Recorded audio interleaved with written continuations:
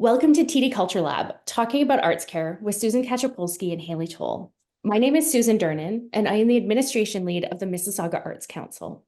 This webinar is part of our TD Culture Lab webinar development series, presented by the Mississauga Arts Council and sponsored by TD Bank Group.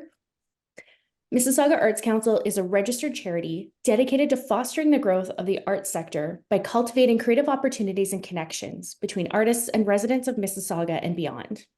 MAC is dedicated to providing service-based programming to artists, funding artist-led programs, and growing awareness of the arts to build a vibrant and thriving cultural community. The Mississauga Arts Council acknowledges that the land on which we gather is part of the treaty and traditional territories of the Mississaugas of the Credit First Nation, the Haudenosaunee Confederacy, the Huron-Wendat, and Wyandot nations. We're grateful to have the opportunity to work on this land and give our respect to these peoples and their ancestors who have been inhabitants and caretakers of this land since time immemorial. We also recognize that Mississauga is now home to many global Indigenous peoples. I'm now going to hand the microphone over to MAC's Executive Director, Mike Douglas, to tell you about ArtsCare. Mike, how did MAC first come up with ArtsCare, and what are some of the ArtsCare initiatives we're working on now? Well, great. Thank you, Susan. Welcome, everyone. Great to see you this beautiful day. And it's going to be a very interesting and informative session here this afternoon. We've got two outstanding leaders in this field in our community to rely on for their insights. Matt got into this because we were a little concerned at how easy it was to devalue artists. So as a new executive director in this position, I was looking around for where artists were valued appropriately and found that in Europe, maybe not surprisingly. And what was of particular interest in that was the use of arts as a means through which, broadly speaking, large portions of the population could improve their well-being, could improve even their physical well-being as well as their mental and emotional well-being. And so what could we do about that? Well, I looked at the government of the day, of any day, as dealing with the same thing, huge healthcare costs that are only going up. And so if we had a means through which we could bring artists into service of assisting to reduce the number of people who might be going into the sort of formal healthcare system by diverting them into creative experiences instead, to some degree replacing a need for healthcare, then this would be beneficial to the case we could make for government support and for the well-being of our population and for the employment of artists in doing something that many of them love doing and are very, very good at as teachers, as mentors, communicators.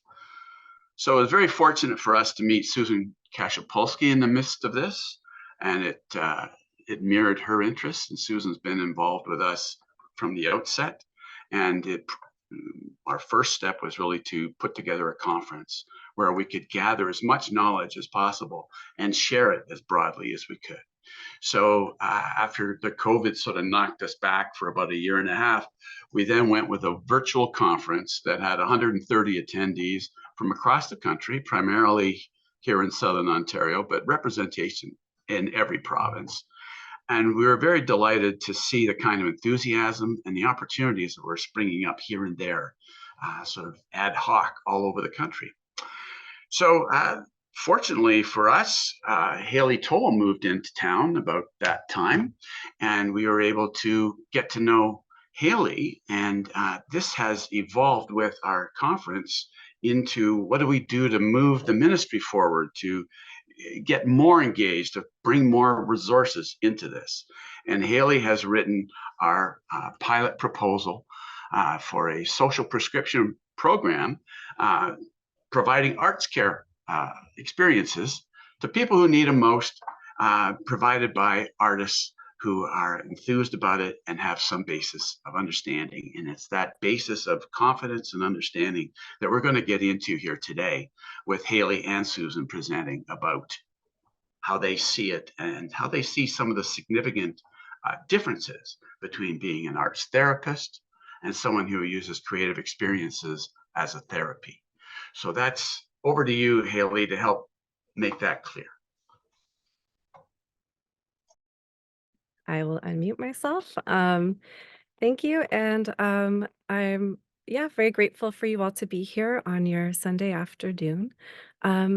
We have a PowerPoint presentation that Susan is just going to pull up. Perfect. Okay. So a lovely cover slide for the ArtsCare. And we can go to the next slide. So thank you for being here. Here's our agenda. So we've already done our introduction to ArtsCare, and we'll talk a little bit about art therapy and arts wellness workshops. Susan will talk about ArtsCare programs and her experiences, her varied and diverse experiences of developing these programs. And then we're discussing how to create a program, which will lead into questions and answers. So that's how we'll do it. If you do have questions, I believe that you can also put them in the chat, and we'll discuss them. We'll have little pauses where we'll be able to discuss your questions. So first, this is the ArtsCare model. So it's again like a varied model of what we're looking at, and that includes an interactive online navigation website for people to be able to find where they can access ArtsCare and also receive prescription and referrals. There will be training and education. And then where you fit in here is kind of this training, education, and the arts. So I have a little star there for you. Arts wellbeing programs within a spectrum of care. And I'm going to be talking about that further. And then finally, our little green circle includes research and promotion. So we're going to talk a little bit about just tracking people's experiences of what that can look like when you provide your proposals. And I'll just give you a little bit of that, but I know that this is kind of an information session, and we're going to give you a lot of information, but we're going to expand on that later as well. And if you are interested and you follow up, we'll start tailoring what it can look like to support you throughout this program development process. Yes, next slide. So this is me. I'm Haley Toll. I'm a PhD candidate. Sorry, so I don't know why it says PhD, but it's a PhD candidate. So I'm just finishing up my dissertation now. I'm a registered Canadian art therapist, Canadian certified counselor, and registered psychotherapist in Ontario. And I'm born in Orleans, Ontario, just outside of Ottawa, and I'm currently in Mississauga with my in-laws, family, and I have three toddlers, so two 2-year-olds and one older child who's turning 4 next week, which is crazy. But I've also worked with cancer patients and families in Edmonton in a hospital, survivors of abuse in Squamish and Pemberton, so that's in BC, orphans and vulnerable children in Botswana and Mongolia, and a child psychiatry unit, homeless shelter, palliative care, and geriatrics in Montreal. For example, the Jewish General Hospital, Maimonides Geriatrics Residence. I've worked with the Association for New Canadians in Newfoundland and Labrador, developing like a peer support program. I really like program development, but I've also worked in the capacity of as a therapist and counselor, and Ernalbula, which was like a orphanage and Ministry of Labor and Social Protection in Mongolia. I'm also the Canadian Art Therapy Association Journal Editor-in-Chief, so I'm quite into research, and the past president of the Canadian Art Therapy Association. So kind of have like a strategic lens on what things can look like across Canada and internationally. So I hope to bring that experience to explaining like this whole spectrum of care that we're discussing. Next slide, please.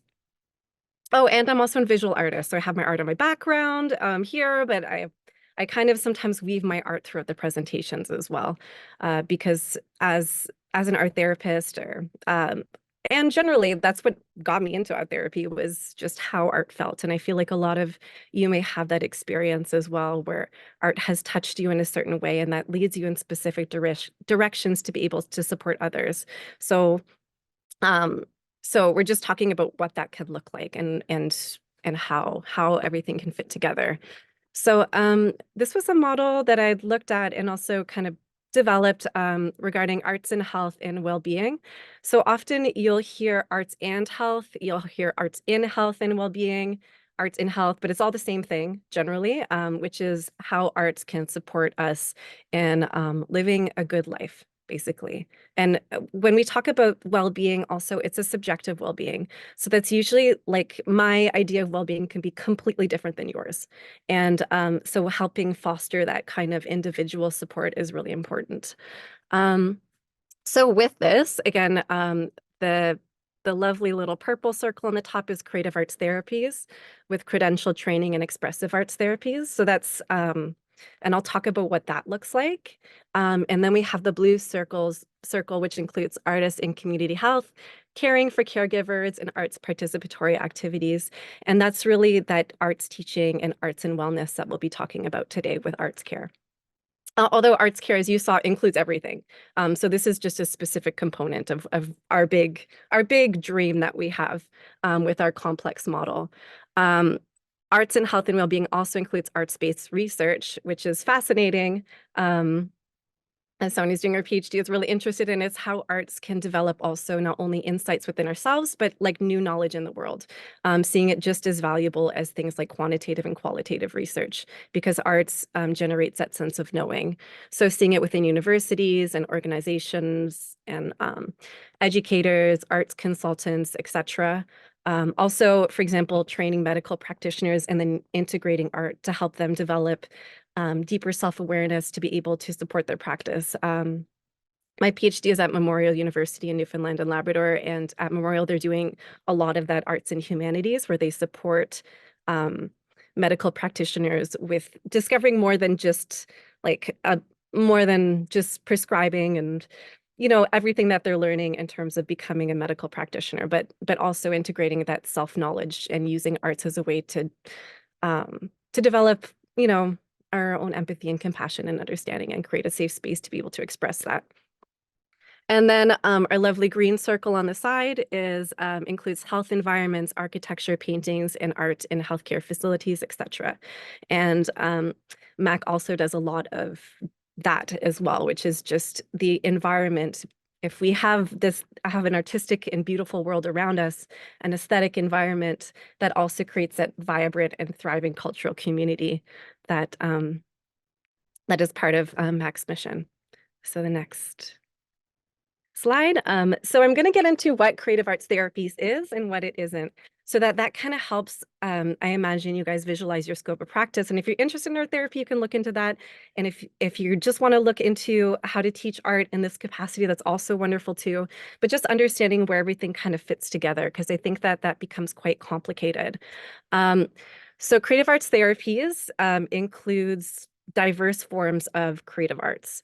So it's an umbrella term. So it includes like drama therapy and psychodrama, which is a particular type of drama therapy, poetry and creative writing therapy, music therapy, sand tray therapy, art therapy, dance and movement therapy, etc. So that's next slide, please. And expressive arts therapies is different than creative arts therapies in that expressive arts therapists actually use all the different creative modalities together, and they all kind of inform one another. For example, they'd like invite someone to create an artwork, and then that would move, and then they would change that to, okay, what are movements does that artwork help help inspire you to do? And then then you can create a poem based off of that. So they integrate it all together. Whereas creative arts therapies focuses on like, I am a visual artist, and I know that like modality extremely well, and that depth of knowledge is really important for me to be able to conduct this particular type of therapy, just as much as like my understanding of psychology and psychotherapy, etc. And so it's more of like a depth of knowledge approach. So expressive arts therapies and creative arts therapies are actually very different. But I just wanted to talk a little bit about this beautiful diagram because it talks about how it includes ritual and symbolism, including place therapy, sand tray, archetypes and symbols, so Jungian understandings, and then integrating creative movement in the therapy. So it all is like woven together. And then it connects with storytelling, with dialogue, enactment, journaling, diary, digital diaries, which is really cool as well. And then it can connect with visual arts, drawing, painting, collage, clay, sculpture, nature art. So also all the different types of art that kind of comes together and informs how we can express ourselves beyond words. So sometimes what words cannot say. And poetry does that too as well, because it connects with in between words, and that that embodied logic and experience. So what comes out of our bodies when we're in the act of creating and seeing the world differently. So next slide. So what is art therapy? So now I'm connecting with, okay, this is creative arts therapies. I'm an art therapist, so I fit within this specific realm of expertise. So it's the use of visual arts and creative process in a therapeutic relationship to support, maintain, and improve the psychosocial, physical, cognitive, and spiritual health of people of all ages and all types. So, so we work to be able to support people wherever they are in this world, in terms of different abilities, different ages, and as you saw with my past work experience, our therapy can work with children as well as older adults, as well as any as well as adolescents.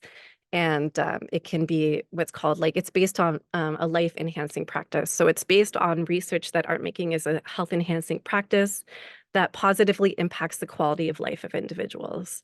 And when we talk about subjective well-being as well, and while art making can be therapeutic, it is not therapy. So therapy is like a specific word that relates to people who do therapy. And I think that's really helpful to be able to see it in that capacity.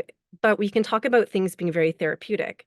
So when we're making art at home or in our studios, we can feel that it feels really good sometimes, or it lets a lot out, or it helps us connect different experiences to be able to understand things better. So it helps us actually, there's research relating to how it helps us think about thinking. So we understand how we think about things, which is really fascinating. And what research is showing is to what extent it could do that, and how we can support people in that capacity and in that way with a diversity. And I'll talk a little bit more about that spectrum of care later, but we're just kind of distilling what art therapy is right now.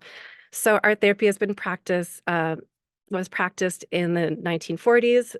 So it was developed in Canada by Fisher, but it started in the United Kingdom, as well as during the Second World War in particular. And it was developed by arts educators and artists, and then it became a professionalized practice. And the Canadian Art Therapy Association was an established practice that had developed in 1977. So that's when it really kind of formalized its practice, which is quite common with a lot of different forms of therapy, like occupational therapy, etc. Yeah, I think, and also its training programs as well developed at that point in Canada. So next slide. So what is an art therapist? It is a person who practices art therapy. They're credentialed professionals with 2 years of postgraduate training, and they often have a bachelor's in art education, psychology, bachelor of fine arts, social work, counseling. So it's an integration of different modalities and perspectives. And you also have 700 supervised practicum hours. So within their training, they're also always, practice is a really important thing because we learn through practice. So they're supervised by an art therapist when they are doing their practicum hours, which is really helpful. And yeah, they abide by a code of ethics and standards of practice as well. And they have liability insurance to be able to support people regarding their mental health, because mental health, as we know, is just as important as physical health, and can have also, we have to be very careful, just like when we're supporting someone with their physical health, in terms of how we support someone with their mental health. So next slide, please.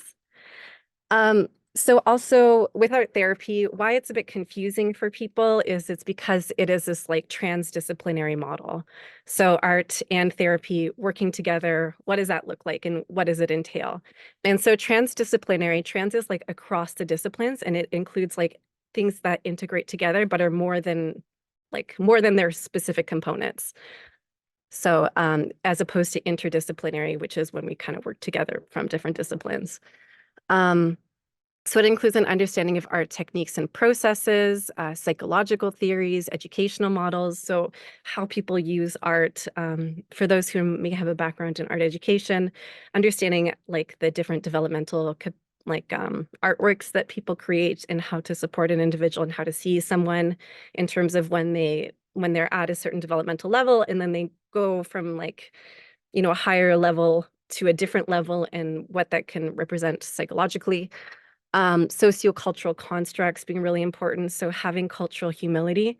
So as opposed to cultural competence is really important, but cultural humility means that we have that sense of humility when we're working with different cultures to understand how much we don't know across cultures. And that being a really, really important thing.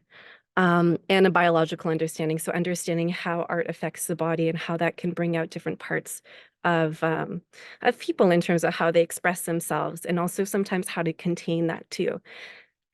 Containment being a really important thing, because sometimes if we like let too much out too quickly, that can be really difficult, and it could re-traumatize people. So kind of helping people get almost like feeling like they're psychologically put back together in some capacity to be able to support them is really, really helpful.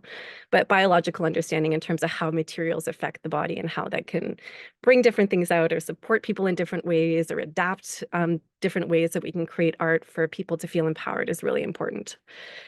I'm saying important a lot. That seems to be a key word here. Okay, next slide, please. So as we can see, this little spectrum model includes art as therapy. So understanding that like creating art is inherently therapeutic. As we talked about a little bit, art making activity used for healing, clearing the mind, and self-expression. And we could think of community art studios, arts organizations working together, in addition to, so that's the little blue side. And then we have art psychotherapy, which includes expressive therapy based on the idea that art and images are a way to symbolically communicate. So it talks about how art can be art can express more than words can sometimes tell us, and can also help us make sense of our world around us, to be able to further talk about what we're doing, or even not talk at all. And that's sometimes okay too, is that we don't necessarily have to. It gives that voice to be able to talk about our experiences, because of course we experience the world visually and through our bodies. And sometimes that doesn't necessarily always translate into words. Although, of course, writing can bring that out as well, and it has a different, beautiful art in therapy value.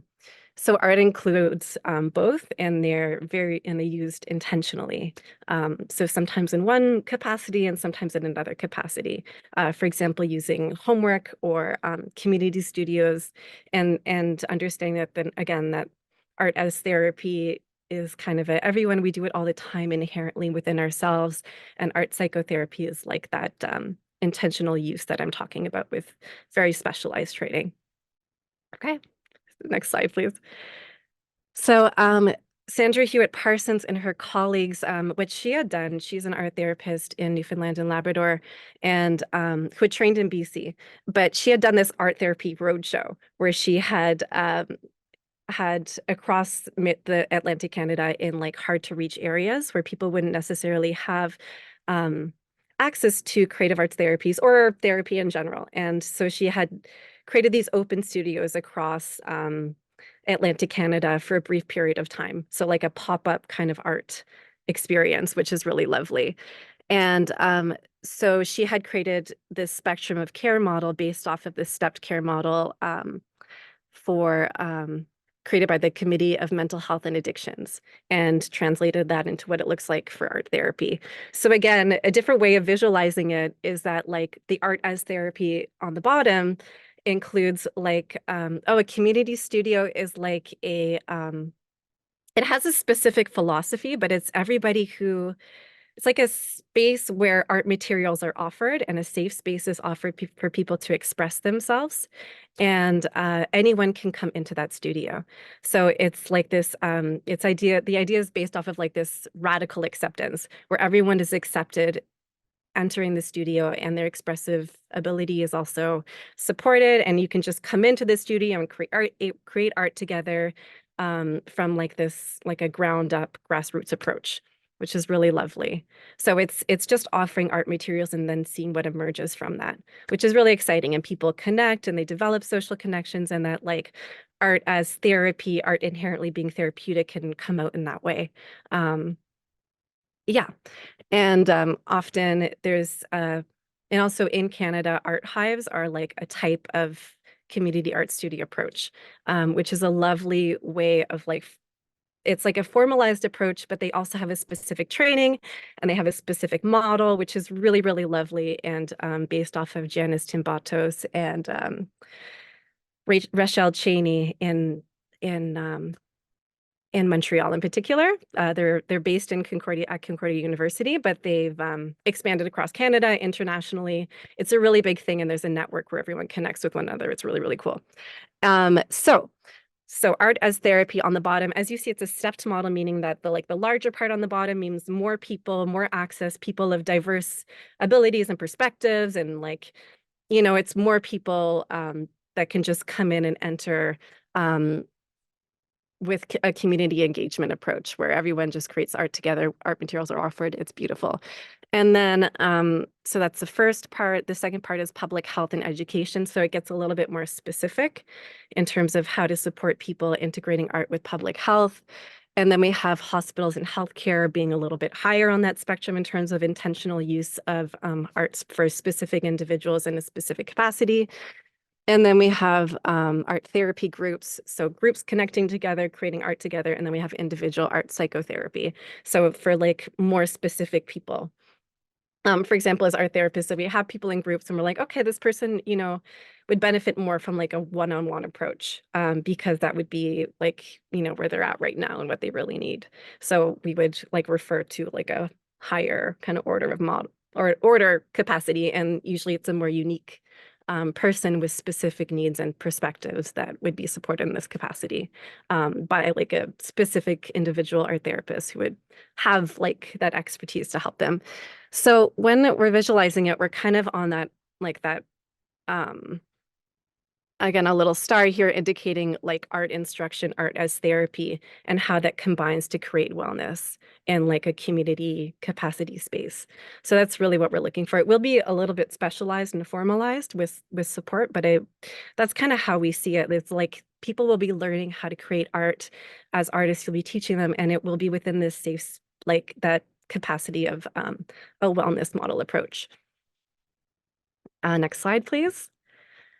So this is what we visualized, and this was in our proposal for ArtsCare, was, again, a little bit of that triangular model, that stepped care model, where we have a universal arts and health initiative. So I talked a little bit about Art Hives, but I'm talking about it now. The community open studio approach, arts workshops and classes, community arts events, art supplies distribution. For example, during COVID, or if people are isolated, even providing people art supplies to be able to create is a beautiful way. And then connecting in other ways if someone is isolated and can't reach people is really lovely. And I know that has been done during the pandemic and could be done for those who cannot connect or cannot be somewhere physically, as well as online resources as well. So how do we connect to each other? How do we create together and co-create within this for that vibrant and thriving cultural community? And then we also have targeted interventions for specific vulnerable groups like at-risk youth, older adults. And I believe that some people here have worked with specific groups as well already. So maybe that's really where you sit, where you have a specific type of art and you have specific groups that you have, experience working with, and that would be something that fits with you really well. And then on the top of that model, we have specialized supports, really creative arts therapies for people who've experienced trauma, neurodiverse individuals, complex mental health challenges, but all mental health challenges are complex in their own way as well, and unique to each individual. And yeah, so really by professional creative arts therapists across that spectrum of different arts modalities. Okay, next slide. And so Van Lith and Bullock, they're located in Australia, but they usually kind of do a lot of international work and research. They interviewed art therapists about their scope of practice and talked about what it was like and what they do. So they created this lovely model that it reminds me of a machine. So you start on the left-hand side to look at the aims of the art therapist, but it's helpful for maybe to conceptualize and also understand how complex it is, which is lovely. So the aims of the art therapist can be facilitating through a safe and therapeutic relationship to support knowledge and of the therapeutic use of art material. So these are the things that they have to build and be and witness with an individual their experiences. And then what they do is they help to access a person's inner world. So really what's happening on the inside of us, to explore, express, and reflect through creating therapeutic engagement of creative process. So the creative process is like what it's not about the product necessarily at the end, but it's the process and act of creation that's really important. So it's wonderful if a product becomes something that is like, oh, this is aesthetically beautiful, but sometimes it's not. Sometimes it's, you know, something we don't like seeing, and that's okay too. So the therapeutic process is like the creative process, and they relate to one another and they connect. Um, so they do that through also providing a safe environment and using deep level thinking, so that depth of thought and to help emotions come out. And clients benefits from discovering, meaning, developing, empowering, so feeling that sense of empowerment, improving, and also improving their quality of life. So there's a lot of different ways in terms of how it can help us. But what's helpful for you when you're developing your group is to think about maybe an intention. So what would be a goal that would be really helpful when you're developing your program in terms of being able to support wellness, so that when you're kind of facilitating that program, you can support them in that capacity in terms of like art being therapeutic, but not art therapy, if that makes sense. So for that wellness model where you're teaching people how to connect with their creative process, and that being really wonderful and also really good. Next slide, please. So where is art therapy used? Who benefits? So I've used this slide internationally, across Canada and Botswana. I think if you press it a couple times, they come up. Sorry. Here it is. So geriatric and CDS residences, community centers for neurodiverse adults and children, hospitals, psychiatric hospitals, cancer care, so oncology, pediatric care, palliative, long-term care, schools, shelters, refugee camps, home care. So even with palliative care, some art therapists would do home visits for people, again, who are isolated, who can't get out because of their immune systems, to protect that. Private practices and virtual, so that's developing a lot. Private practices have always been there, but virtual is pretty new. Open studios like art hives, orphanages, museums. So the Montreal Museum of Fine Art had an art hive in it, and it's an ongoing thing. So an open art studio within it, and they've done a lot of wonderful collaborations and research, and it's lovely to integrate fine arts and community arts together for well-being. And that definitely kind of integrates with our ArtsCare model and prisons, etc. So that's next slide, please. So some art therapy principles. Susan, how am I doing with time, by the way? We're good? Okay, perfect. Okay. So so this could be explained in depth or not. So I'm just going to do like a general understanding, and then we can always, when we meet again, if you are interested, we'll talk about it further, but what some of the principles are. But it's a strength-based approach and empowerment perspective. So really thinking about like when we create together, when we create something that feels good and it feels empowering. Also, we're using the body in space. We're not just sitting down and talking about things, but making something feels really good. And we're thinking about all the capacities in terms of what that person has, as opposed to what that person does not have. So that's like a lens in which we support people. Thinking about safety first. So thinking about creating, the most important thing is for that person to feel safe. So we don't want people, so letting everything out too quickly can feel really destabilizing for an individual. So we are always thinking about protecting that individual first, and even using specific types of art materials. For example, like watercolor with a lot of can be really expressive and wonderful, but a lot of mistakes can also be really hard for someone who needs that sense of control. So thinking about the type of materials that we use, for example, pencils are very containing, and large pieces of paper versus small pieces of paper in space is something that we develop as well. And just ensuring that there's a safe space for people to create together, and if it's a group, that everyone feels safe together. when we're talking, and also that the therapist feels safe in this space and that everybody else feels safe with each other. So that's like the most important thing, and first and foremost, focusing on inner wisdom and emergence.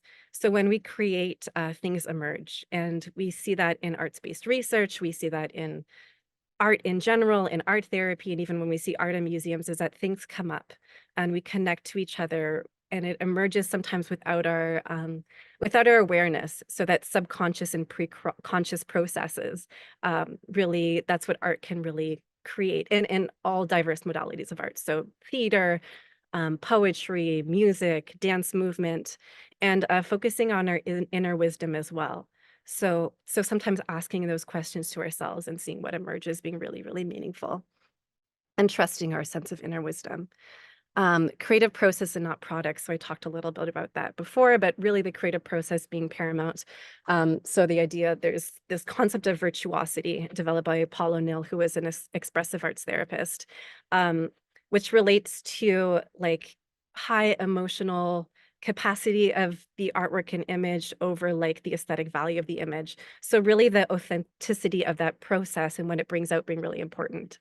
So sometimes we create stuff that doesn't feel good and that feels really ugly, and that's okay. And so allowing that safety to create whatever we want. It doesn't have to be beautiful, being totally fine and wonderful. The idea that everyone is an artist being really important as well. So we're all creative people as humans, or beings on this earth. Respecting confidentiality for all content. So really respecting what someone brings and having confidentiality is really important for that sense of safety as well. So if something happens when we're talking together, it doesn't come out in different ways, because then people don't feel safe connecting with one another. And also treating the artwork as really, really valuable. So not just throwing it aside, not putting it on a wall, not putting it up without that person's consent. So seeing that artwork as like, okay, this is something really meaningful and important, and it's something that you created here, so we keep that safe and confidential. So I'm going to keep that safe for you in between the sessions, being really important. So these are just some like ideas about what art therapy is, focusing on image and sensations with embodiment. So when we create art, all of our different senses are come out, like our exteroceptive senses. So like sight, touch, taste, all of these things, smell when we're creating art. Like I was creating with oil paints, and that just brings all these emotions that come back. And also proprioceptive senses, which is our body in movement and space. So the way our heart beats, the way we're like moving our arms, or even when we're pushing clay. So all of those things can bring different parts of ourselves and our minds, and that's what emergence, like things can emerge through that process. Effective use of art materials. I think I talked a little bit about the intentionality of how art materials are used, and based on best practices and current research. So really seeing, okay, well, there's a body of knowledge that is out there, and then it keeps changing. And there's a foundation of knowledge, but through research, it just keeps kind of building on each other, sometimes criticizing one another, but really seeing. And so we really have to be on top of that to be able to know how much we don't know, and how much is emerging, and how like even different generations' experiences are different, or like even like this universal experience of COVID, how that affected different groups in space. And understanding, for example, intersectionality. So like the unique perspectives of each person, depending on like their different identities as like a woman, and as a person of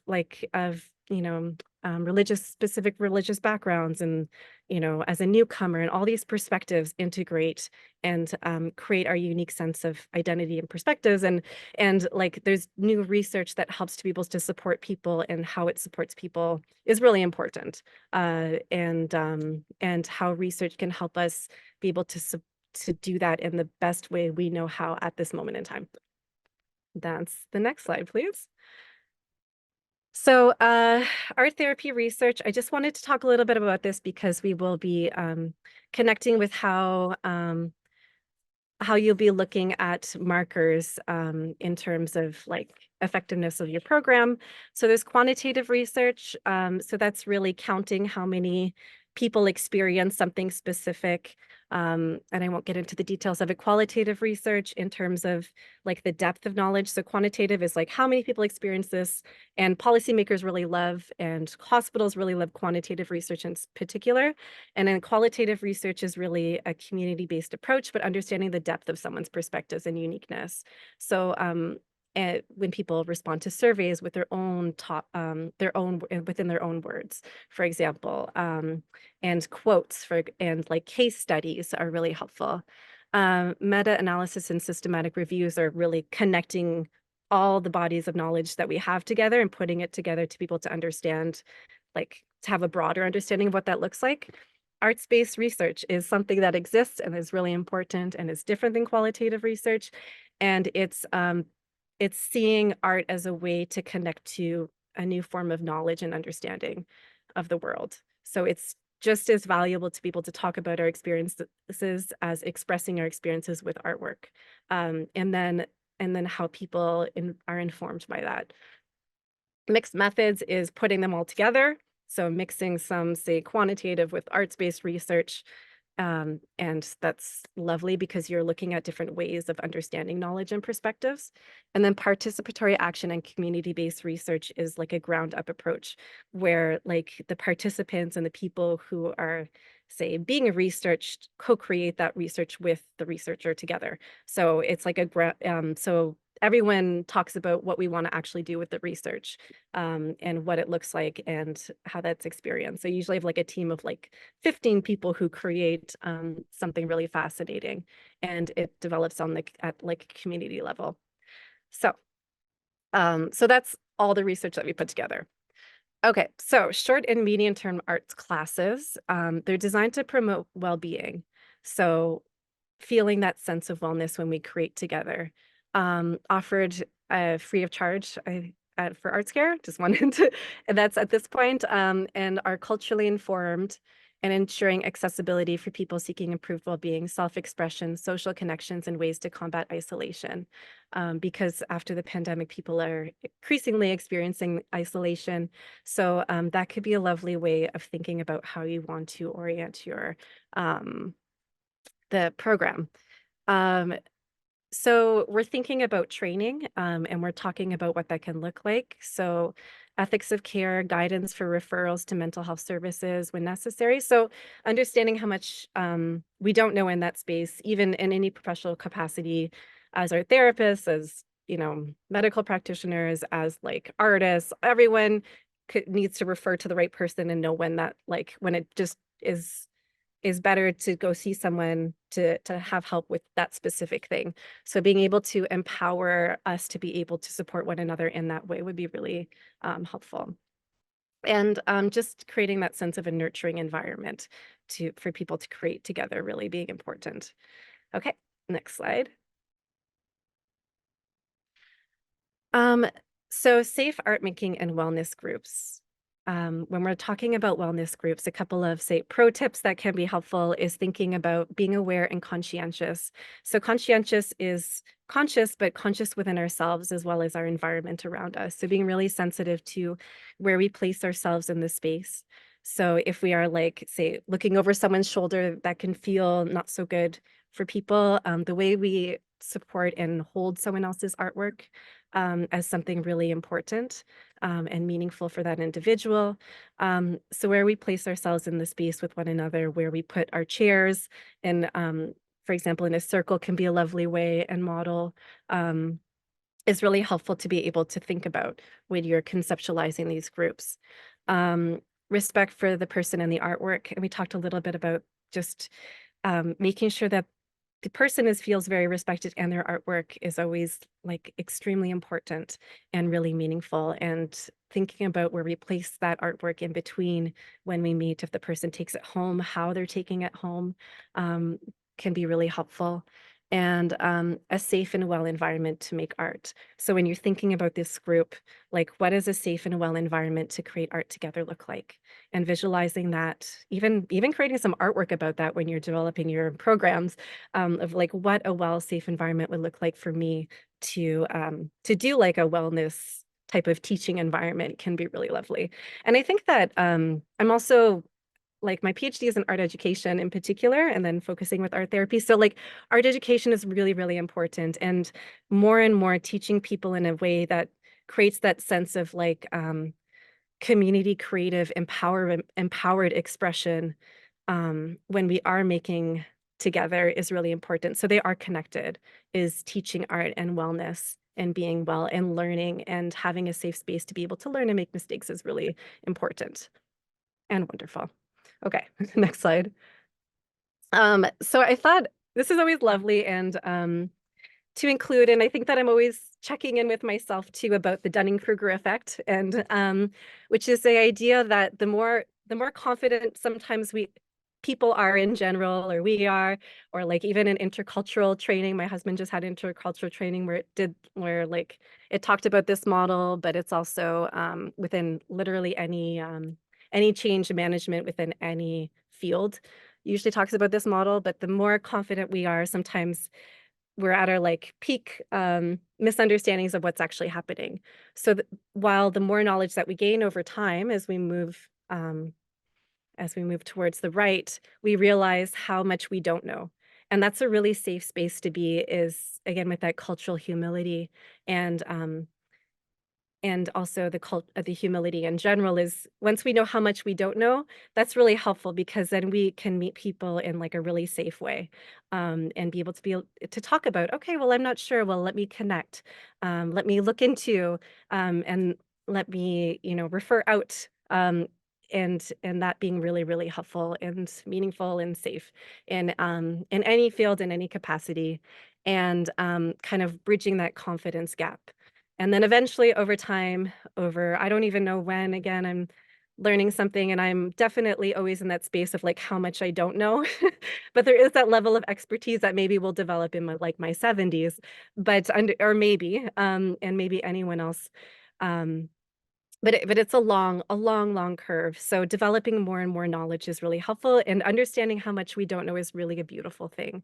And I think that we can, when we connect with each other in that way, that creates that sense of safety when we're talking about doing something as vulnerable as creating arts together, and with understanding that sense of wellness when we're doing it.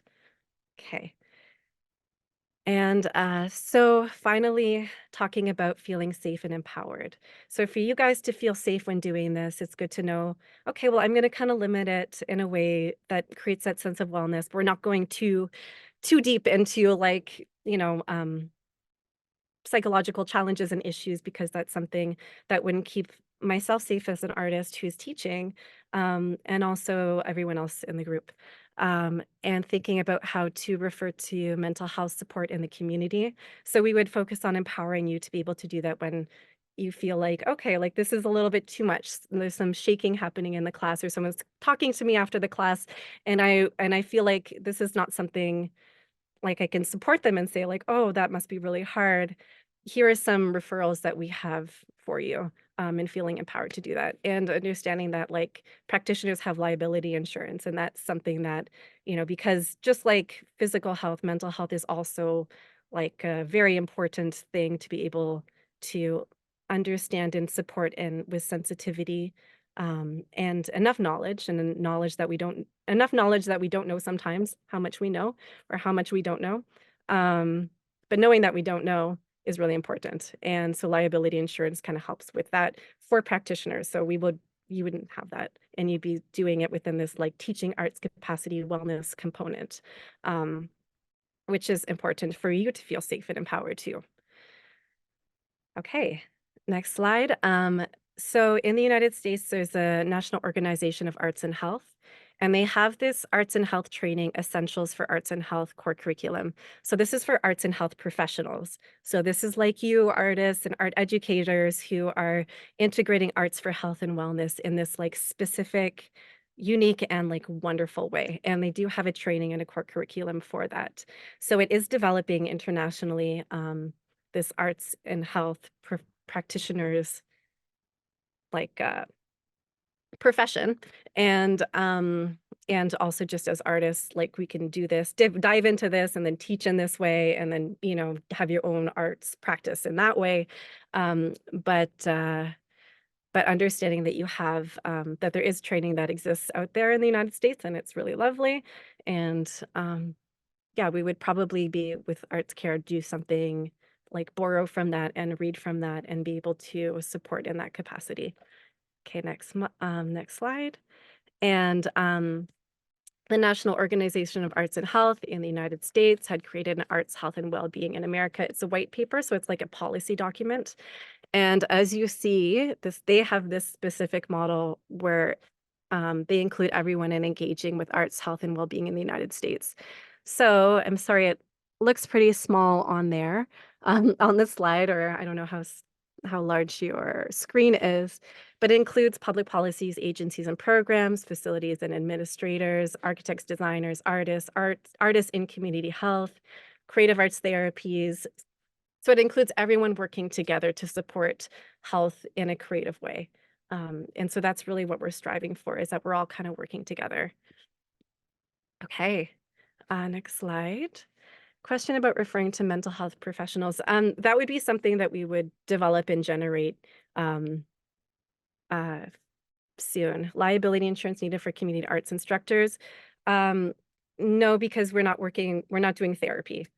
And yeah, so we would definitely be like connecting with community mental health professionals in a way that we would have hopefully like direct access and support, because they do exist and they are out there. It just may be like that, to make those extra connections and to create that network of care, which I think is really important, like on like that larger spectrum of community health in general. So yeah, you would probably have a list of people and you could just give that person that list, or, and say that this would be something really helpful to look into.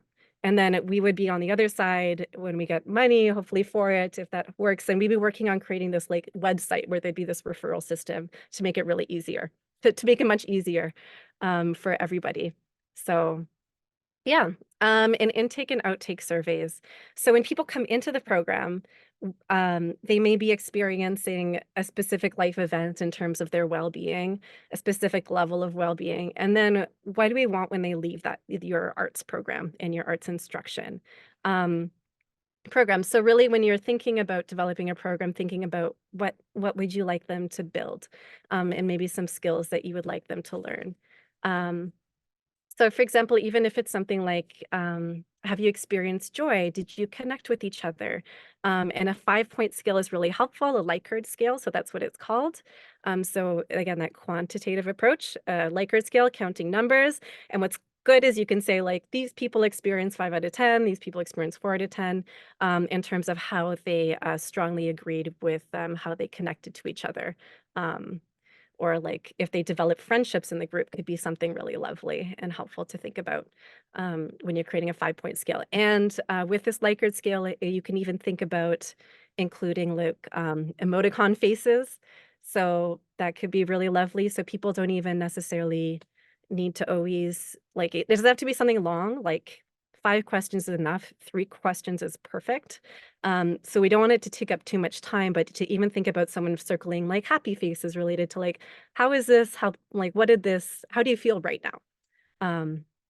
And seeing how people feel. And I believe that we would create something like pretty standardized across programs, like for all of us in ArtsCare, but then for your program, you would probably maybe want to think about something specific for your program. And qualitative is like feedback. So just asking like, is there any way we can improve this program? What would you like to see done differently next time? And having people talk about it and then having quotes can be really helpful. For you as a professional, as you're like redeveloping it, because we're hoping that you don't facilitate this thing once, but you facilitate it multiple times and really feel good about it. So also helping you build that program in terms of what you want to offer. Okay. And some helpful links. So the Canadian Art Therapy Association is a lovely link to look at, like, what is art therapy? National Organization of Arts and Health is a really helpful resource to look into. International Expressive Arts Therapies Association. So the expressive arts therapies where they integrate it all together. If you wanted to look into that too, there's a link. Happy Google search if you're interested. And next slide. Susan's art experience. Hi, Susan. Oh, you're on. Oh, you're mute. right. Hi. Awesome. Wonderful. Thanks. So I guess we'll move into my component and I have some slides that I've put together. So if we can just, Susan, if we move on to the next slide. Okay, so next slide, please. Awesome. So a little bit about me. I guess I'm familiar to most of you, but for those of you that don't know, I've been doing mental health related therapeutic workshops. I guess it's been about 8 years now. I started this journey 12 years ago when I retired, and I was a senior executive in the public service. And when I retired, I wanted to get back in touch with my creative side. So I decided to focus on my writing and my poetry. And I went to the Humber School for Writers. I completed their program. And then I thought, I published 2 poetry books and I did my writer's workbook in 2016. And people were asking me for, how to get into writing. So I started developing the workshops back then. So I've been doing this for about 8 years now in total in terms of the workshops. And it's been an evolutionary process. So like a lot of you come through from the actual experience of having the lived experience of using writing or using whatever art form that you have that you practice for your own sense of well-being. And over the years, it kind of became a process of really honing in, even with experiencing and discussing things with Mississauga Arts Council and their interest in the arts for well-being and the arts for mental health.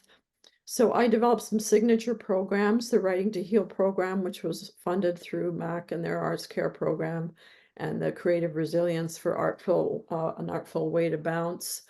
All of these things that I've developed have been really focused on that sense that through art, we can find our voice, whatever the medium is, and that it can be done by interacting with different mediums of art, whatever medium you choose. And it's really important to understand that the first component of all of that is having that interest and that desire to share your experience with others. I think that's a starting point that was really key for my own journey. So anyway, that's a little bit about me, but what I'd like to do is we've been sitting for an hour now, so I'd like to take us through a little arts exercise so we can actually experience some of the benefits for ourselves before I get into the mechanics of how did I go about creating my workshops. And what I'm going to do is share with you the experience that I've gained over these past 8 years and try to distill it in a way that can help you to step into this as well with the full confidence and the full ability that you'll be able to do it. So, Susan, next slide, please. So if you have some pen and paper, great. If you don't worry about it. What you can do is you can just use your hand and and movement. So what I'm going to ask you to do is to use your non-dominant hand and follow your breath. So we're going to just close our eyes and use your non-dominant hand to follow your breath in and out. And just allow your breath to guide your hand movement, whether it's up in the air or on the paper. And just do that for a few breaths.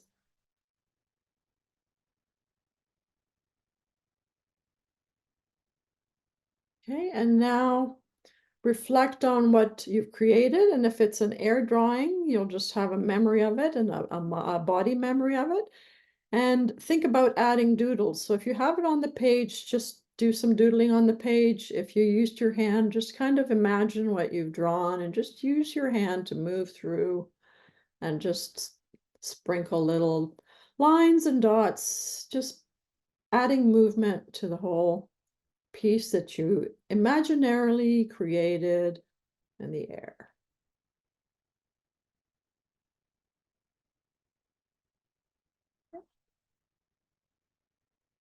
And just take a moment to reflect on what you created on paper, or just think about what you were creating in the air and write down a few words for yourself and if you want to put them in the chat, great. If you just want to write them down on your paper, fantastic. So, centered and back. Next slide, please. So I'm going to really cover what the real top high-level components are on how do you do a workshop and what is ArtsCare, what are the components. So whenever we look at doing anything, this comes from my project management training, is the W5s. And looking at the why, the who, the what, the how, the where, and the when. These are things that we have to consider as to how we're going to put something into place that's going to look like a program. So remember, this is really focusing on your art experience, whatever you're bringing to the table as an artist, and how you can capitalize on that to create a therapeutic experience and an art making experience for other people that will benefit them. So the focus will be, no matter where we are in the spectrum of the process of creating the workshop, it's more about creating the art and making the art, whatever that is, music, dance, poetry, visual arts, and not on the therapy aspect of it, which is the emotional aspect of it. Yeah, that comes out as part of all that, but the real underlying pinning purpose behind all this is to look at art making and the fact that when we're engaged in art making, it does have therapeutic benefits. Next slide, please, Susan. So what we really need to look at is starting off with our why. What's your interest in this? And what's your motivation for doing this? And really it's about understanding your own intention and creating this program. And most people that I know that are doing this type of work come to it from their lived experience perspective. Because they have practiced art in whatever way that they have practiced, they've noticed that it has a marked improvement on their sense of well-being, and they have a desire to share this with others. That's where I'm coming from in terms of my own experience with this. Finding that in my own writing and through my own process of creating poetry, it helps me to metabolize my experience, it helps me to process and to help my own mental health, my own well-being. So that's the needs and the motivations. Then we look at, oftentimes we get distracted or put aside because we think we don't have the right qualifications to do this type of work. And we don't have the right level of training to do this work. So oftentimes when people come to me that are interested in doing this type of work, the key thing is, well, what do you have to offer, and stay within your comfort zone. If you feel that you need additional qualifications, then what training do you need in order to provide that? And what's the minimum level of expertise that you need to be able to provide this? So in terms of the abilities, it's looking at, do you have lived experience in this? And again, coming back to what Haley was talking about, we're looking at not providing therapy, but giving our participants an opportunity to experience art in a way that helps them. And we know that because we have experienced it as artists ourselves. So it's looking at how qualified are we to do this? And it's a progression. Like, as I said, I've been doing this for 8 years now. So over the years, I've modified and adjusted, and I've done additional training. I'm a Heart Math certified building personal resilience coach. I'm currently in the process through a career development grant through MAC to complete my therapeutic arts practitioner program. And all that to say that that is my level of commitment, and that is my level of why I'm doing this. But it's not in terms of saying that these are requirements. You have to really check yourself in terms of where are you in that spectrum of care that Haley was talking about, and where are you comfortable in jumping in with sharing your experience and the groups that you're dealing with. And again, as Haley was talking about, there's universal, targeted, and specialized areas that we can apply our experiences with. And I think that with the ArtsCare program that MAC is looking at rolling out, there's a huge opportunity for artists to jump in at their own comfort level. And there's always, and I'll talk about this in the next slide, opportunities to collaborate and to work with other professionals if we feel that qualifications or training are a barrier. But I'm here to say that they're important to keep in mind when you're looking at why you're doing this, but not to make it a barrier for yourself, just as a starting point in terms of where are my gaps. Because as a practitioner in a therapeutic arts program, it's important to know yourself, and it's important to know that you will be making an impact. And in that case, you have to support yourself in the best way possible. And that may mean additional qualification or training. So it's looking at the scope of practice that Haley was referring to and where you fit in, and seeing what your connection is to that, and how committed you are to moving forward so that you can support yourself through this process as well. Okay, so the next slide. So once you figured out, yes, I want to do this, then the next thing is, who's my audience? And who am I going to be targeting in terms of the people that are going to be participating in my program? Is it writers? Is it artists? Is it a combination? Is it, for my own self, I've been affiliated with Wellspring due to my cancer journey. I've had grief support groups that I've been part of, that I've done workshops for as well. So it's looking at who's your audience based on your own interests, based on your experience, and based on the populations that you're interested in working with. Is it youth? Is it immigrants? Is it a specific subgroup of people? So it's knowing, first of all, who are the people that are going to be participating in your program, so that you know, number one, how to develop the program that's appropriate to that age group and to that subgroup. But also, when we talk about marketing, which I'll do later on, you'll know how to reach out to that audience, because they will be the feeder groups that come to your workshops. And the last component is the collaborators. So who are you going to be partnering with? Are you doing this on your own? And when I started this process in the beginning, I was focusing only on writing. So I would do my workshops on my own, and I would partner with other writing groups. Elizabeth is here from the Mississauga Writers Group, partnering with her to do some workshops for them. And once it expanded to include other art forms, then I collaborated with visual artists such as Angela Chow, musicians such as Anthony Barr, and Neil Hwab, and other MAC members as well that are musicians. So it's looking at who are other artists that I can partner with to deliver the programs in a more holistic, comprehensive way. And there's lots of ways that you can do that. MAC has an artist directory, so you can reach out if you're a visual artist and you want to work with a musician or a dance or theater. There's a wealth of other people that are involved in arts that you can collaborate with. So that's an important component of sorting out how to develop your program. So once you've sorted out your why, you know your who, the next question is what. Okay, so what is it? What's the content that I'm going to be sharing in my workshop? And basically, as Haley said, it's focusing in on the art. When I'm developing my workshop content, I'm not focusing on mental health. I'm focusing on, how do I write poetry? What are the components of poetry? Let's do some prompts and let's do some writing. Or watercolor.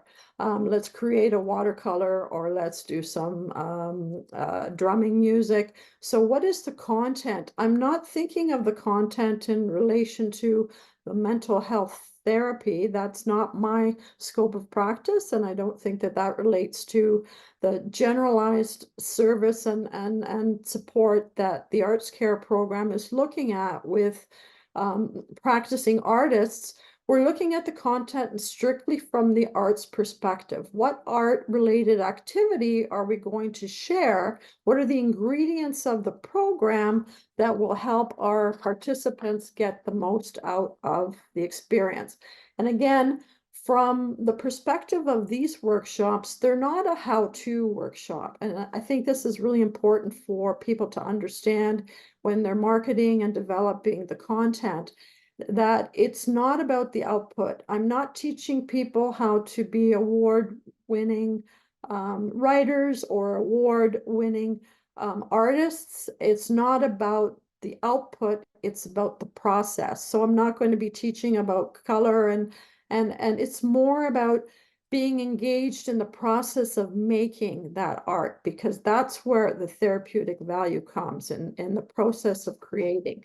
So it's being mindful to being inclusive and reiterating that the workshop is therapeutic, and that sharing with people, as Haley said, a list of contacts. And I always do that in the beginning. So in terms of the content, I'm jumping into format actually, but in terms of the format of the workshop, my very first class is always that caveat that this is therapeutic. It's not therapy. We're here to focus on process.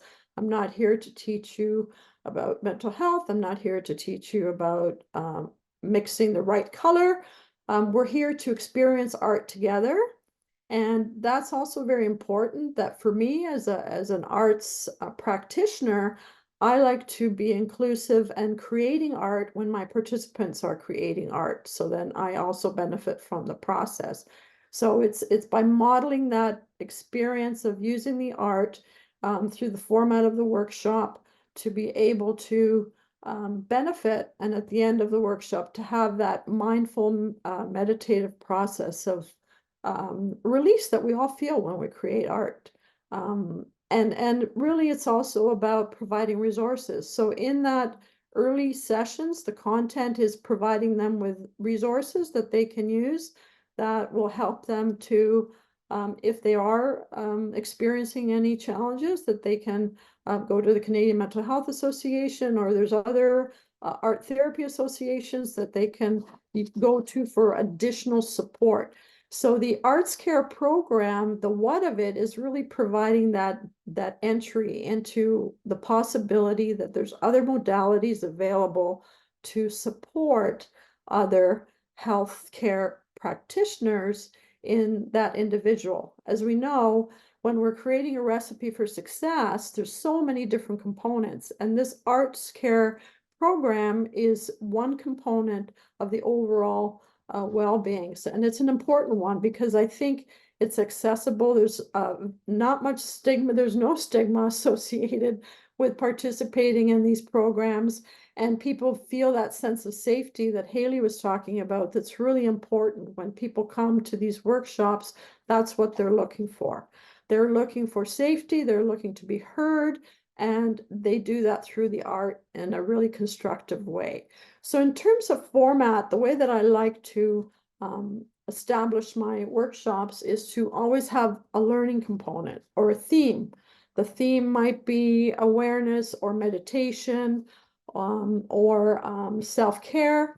And then there's an exercise, and then there's creating something, either a written component or an art component or a music component or a dance component, and then there's a sharing. So those are the three. When I look at the format of my workshops, those are the three components that make up the backbone of what I'm delivering. It's the theme, it's the instruction, the actual creation component, and then a sharing component. And it's really important to allow people the invitation to join in on the creation of whatever art form we're creating, and also allow people the freedom to share or not share, because that again can be not only a personal preference, but can also create some additional unwarranted trauma in a group setting when people are not prepared to share. So it's important to have that option, but we have to be careful not to make it a mandatory one. So then it's okay, we've got the what, how do we do it?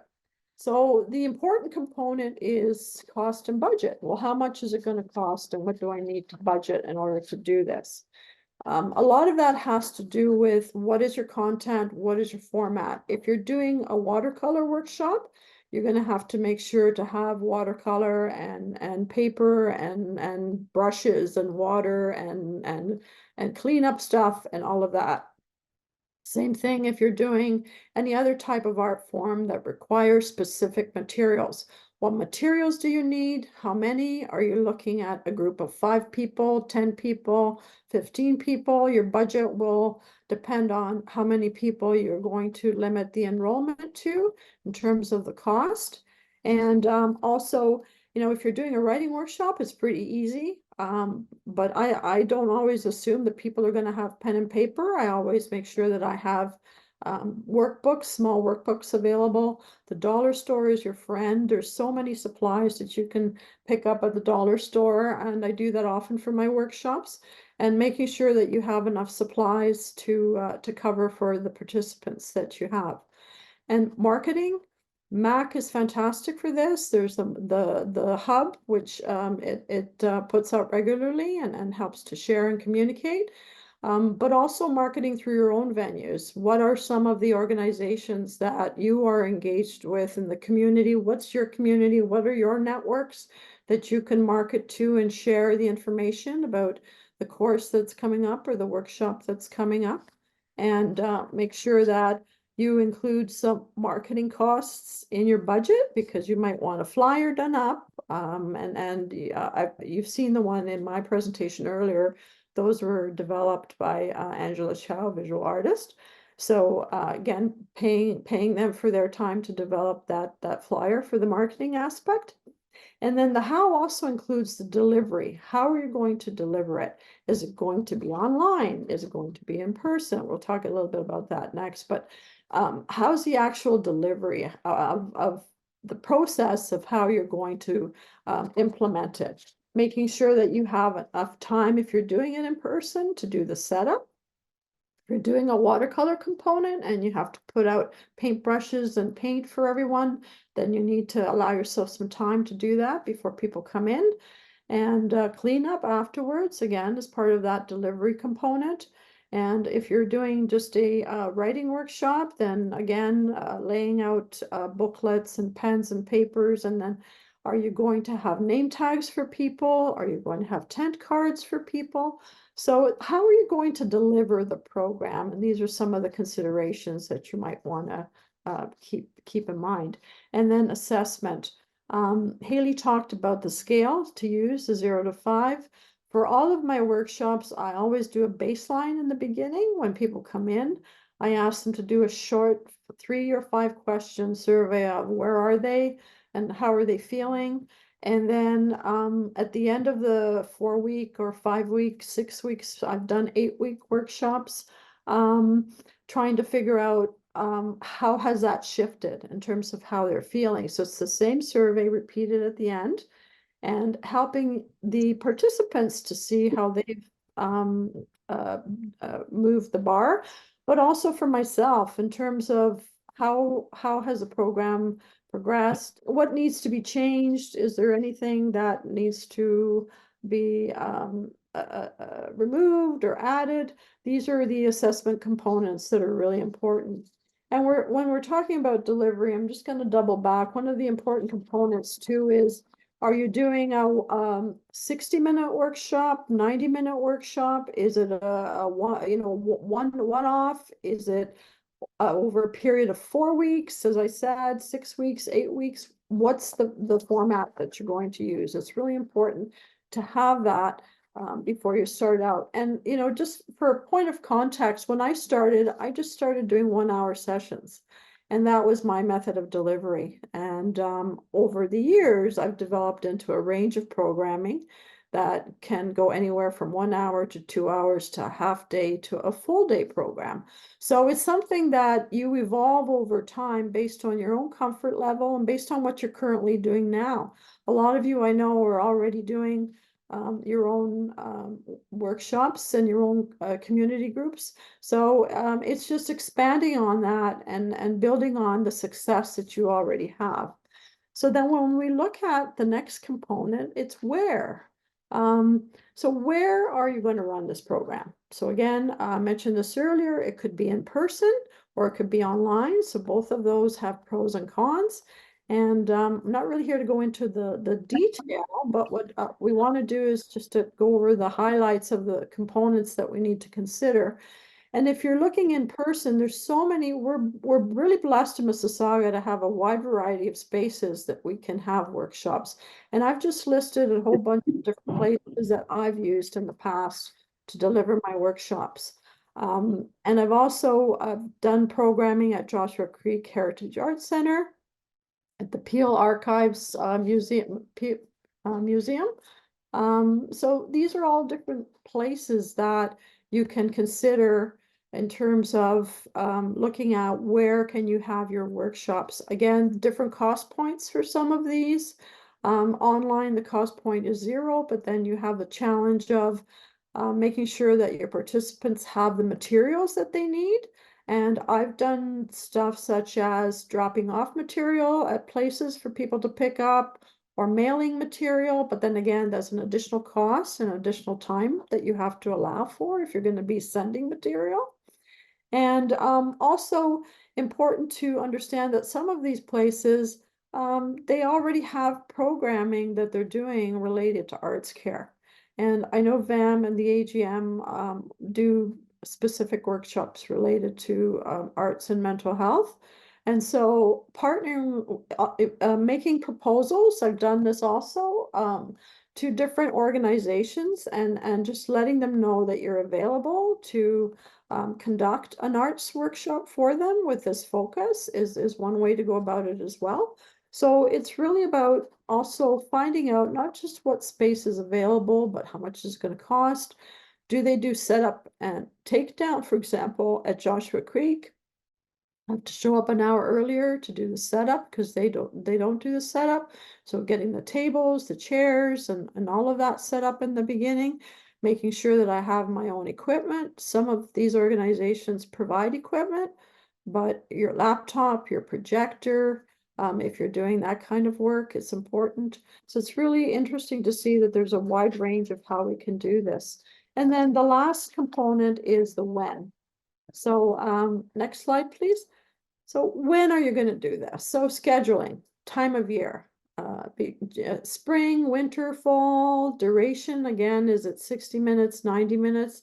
Is it one session? Is it 2 sessions? These are all components that are important to consider. For me, I found that I like to schedule things based on my own, in terms of my own capacity. So I don't necessarily like doing workshops late in the day or late in the evening, although sometimes it ends up being that way. So it's understanding, where do you operate the best in terms of your delivery? Is it afternoon, mornings, or evenings? And then you can schedule accordingly. Time of year, summer is really hard because a lot of people go away, so it's hard to fill the spaces.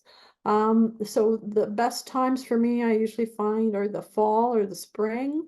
Winter is good. January is usually good because sometimes people have their New Year's resolution, or they're focusing on their health. So they want to get started on something new in January. So just be aware of scheduling, but also from the perspective of what else is out there, so that you're not competing, or you're not sort of going up against the things that are being scheduled. These are some of the considerations that you need to take into.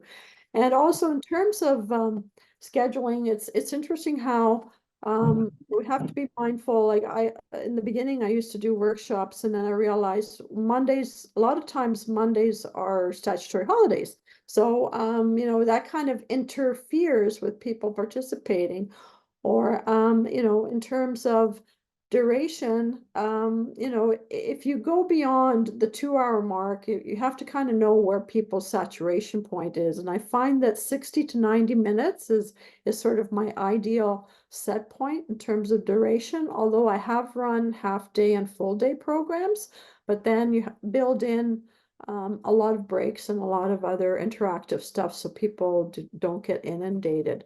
So that's sort of a high level of some of the things to consider. But again, in terms of duration and number of sessions, that fits back into the cost. Depending on how many sessions you do, you'll need the space for longer, and there'll be additional costs related to it as well. So next slide, please. I know I've gone over these quickly, but what we really want to do is open up the floor to address any questions that you have, just kind of to set the framework on a high level. What are some of the considerations that you need to think about? But again, not meant to sort of discourage anyone from walking down this path, because you're here because you have an interest in sharing your love of art and the benefit that it has, presumably for your own self and your own well-being, and potentially sharing that with others in a way that is meaningful. And I think that there's a way to do that and a way to enter that arena, understanding, again, what we've talked about in this whole entire presentation, both Haley and myself, where you fit in on this. And I think that maybe, Mike, that's where you want to go next, in terms of hearing where people are and how best we can support that. And remember, one of the big things in this is the collaboration component. So who else is out there that you can partner with? If you don't feel comfortable stepping in with a toe and you want someone to hold your hand as you're doing that, well, who can you do that with, so that you can get to that point where you can do them on your own and expand, and we can make an impact and we can make a difference. Because as Nikki Rowe says here, art is my cure to all this madness, sadness, and loss of belonging in the world. And through it, I will walk myself home. And that's really the whole purpose, is to find a way that we can get art out there for people to really understand that in making art is a way of helping ourselves through a lot of grief that we inevitably encounter through life. We are past 3 o'clock. I know Haley has some toddlers knocking at her door. Oh, So we can stay on and keep chatting, but I just wanted to thank Susan and Haley very much for their presentations today. And also to, extend a huge thank you to everyone who's taken their Sunday afternoon to be with Mac. And also a huge thank you to our sponsors today. It was TD Bank Group, and also a shout out to AstraZeneca, who have been a big supporter of ArtsCare through the years too.